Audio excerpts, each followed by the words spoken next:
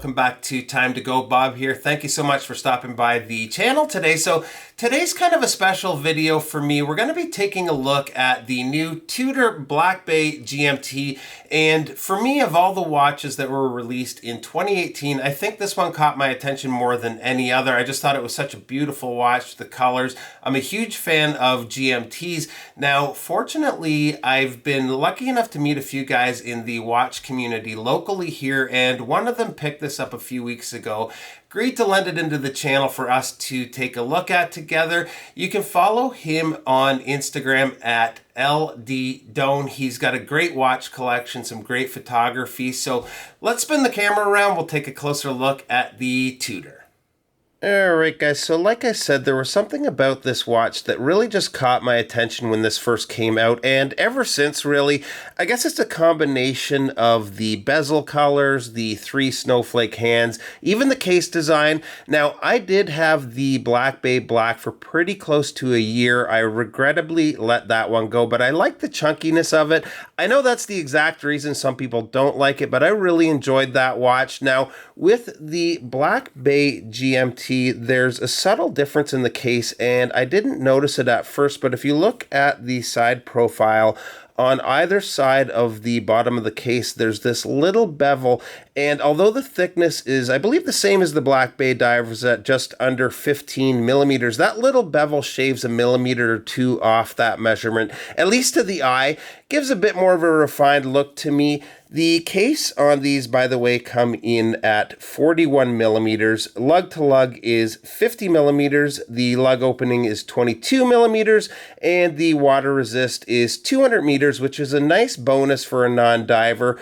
Really nicely finished case here, and if we flip the watch over, you'll see the crown has that beautiful Tudor rose. The bracelet has a nice taper down to about 18 millimeters at the clasp. One of the common complaints with this bracelet is there are these faux rivets on either side of the links. They sort of protrude a little bit. I think I'd have to agree, and I'd prefer the bracelet without those, although not a deal breaker for me, and I think I would pick the bracelet over the non-steel options. If this were mine, I'd for sure be swapping this between a nice leather strap and back to the bracelet just to mix it up a little bit. But if we take a look at the clasp, we've got a nice quality clasp here. Pretty cool how they've incorporated the Tudor shield there.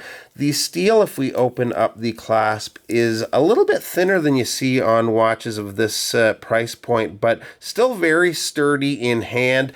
Tudor uses these small white ceramic bearings here. They lock the clasp in place, and they give the clasp a nice little snap when closing. Feels completely secure. The dial is a flat black, which helps with legibility. We've got beautifully applied lume-filled steel hour markers with the triangular one at 12 for easy orientation in the dark. The date window at 3 has a nicely beveled edge. The font is nice and bold, really easy to read. When it comes to the printwork on the dial, we have the Tudor Genève with the Tudor shield up top. Down below and just above 6 is GMT chronometer officially certified. As far as the handset goes, we have a whole bunch of snowflakes going on here, and for me, I just love that look. I mentioned it in the first video, but I think it was the Hodinkee review that referred to them as the blizzard or snowstorm. That's just a perfect description, and if you catch the watch at the right time, you might even see a snowman. Now, I don't know, but I just love the handset on these, and just check out how the red GMT hand goes right out to the edge of the dial. Same goes for the second and minute hand. I'll pop up a quick lume shot here. It's got a really nice, almost a minty green lume, nice and bright. The bezel is a 48 click bezel, and I'm going to show you guys how to set this here in a minute, but it is bi-directional, has a really nice action, easy to grip and turn. The insert is aluminum, and for me, I feel that was the right choice for this watch. Gives it kind of a warm vintage look versus ceramic, which I'd normally prefer on a modern watch. The shade of blue and red just looks perfect to me. I love the bright red and blue on the new Rolex, but the toned down shades just work great in this case. I will say though, if you're out on a sunny day, the colors really do pop. They're actually quite dynamic depending on the lighting situation. Now, the watch houses Tudor's new COSC-certified in-house MT5652 automatic GMT movement. It runs at 4 Hz, really smooth sweep of the seconds hand, has a 70-hour power reserve. It's just a really fun movement to operate, and I think the best way to show you that is just to quickly go through the setting of the watch. So to start off, I'll unscrew the crown here. It unscrews and screws back in very nicely. Really nice, smooth winding action. The big crown makes it very easy to operate. Now, to setting the watch, you need to start by setting the reference time, which is the red GMT hand. And to do that, you have to pull the crown out to the last position, 2 clicks. You can set it to whatever time you like, but for today, let's set it to GMT time. It's not actually that time right now, but to keep it simple, we'll set it to 6 p.m. or 1800 hours.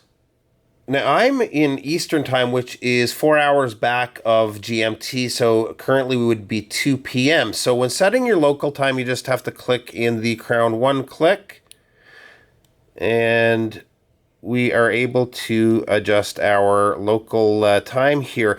Keep in mind when you're adjusting your local time, this is also how you adjust the date on this watch. So you'll see it just advance to 30, so every second rotation, it will advance to another date, and you just have to keep in mind whether you're in the AM or PM. So we are now here at 2 p.m. Eastern time.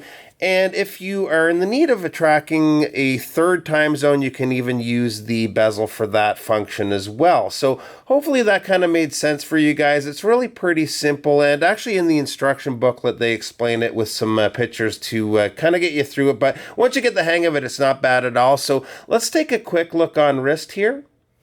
All right, and here it is. And again, this is on loan, guys. It's sized just a little bit too small for me, and I didn't want to mess with adjusting it. Just wanted to give you an idea of how it sits on wrist, and I have to say that little bevel on the bottom of the case makes a pretty big difference. I love it, just the whole package. Surprisingly, it's a strap monster too. I've seen this paired with lots of different straps, and it works great with so many. For me, if I was buying in this price range right now, this would be it. It's one of those watches that I think will age really well over time and could end up being a real Tudor icon. So that's it, guys. Again, if you're on Instagram, don't forget to give @LDDone a follow. Massive thanks to him for lending in the Tudor.